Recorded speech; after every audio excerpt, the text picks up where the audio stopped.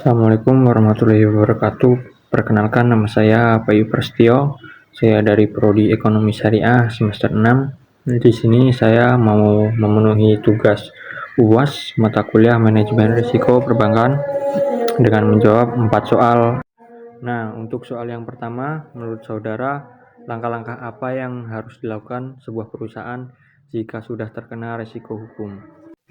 Nah, jika perusahaan sudah terkena resiko hukum, manajemen itu harus mengambil langkah-langkah sistematis sebagai berikut. Yang pertama itu adalah melakukan audit dan identifikasi masalah. Manajemen harus mengidentifikasi akar penyebab pelanggaran hukum secara menyeluruh. Yang kedua itu membentuk tim penanganan krisis. Perusahaan perlu menunjuk penasihat hukum internal dan eksternal yang kompeten. Keempat itu merumuskan strategi mitigasi jangka panjang. Nah, perusahaan perlu memperbarui sistem kepatuhan. Nah, tujuannya itu agar hal tak serupa atau kasus serupa ini tidak terulang lagi. Nah, untuk soal yang kedua, cari satu kasus kegagalan pasar tradisional yang terjadi di Sumatera Selatan dan analisislah apa yang terjadi penyebab pasar tersebut gagal atau mati. Di sini saya mengambil contoh pasar Cinde di Sumatera Selatan yang legend. Pasar ini nih mengalami kegagalan fungsi setelah rencana revitalisasi menjadi proyek yang mangkrak selama bertahun-tahun. Nah, penyebabnya ini kegagalan tata kelola proyek. Investor ini gagal menyelesaikan pembangunan sesuai target waktu.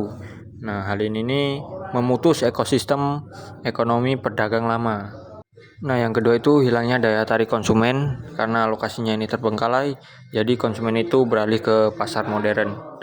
Nah, untuk soal yang ketiga ini mencari perusahaan yang mengalami kegagalan resiko investasi. Nah, kronologi kegagalan resiko investasi di sini saya mengambil PT Asuransi Jiwasraya. Nah, PT Asuransi Jiwasraya ini mengalami kegagalan manajemen resiko investasi.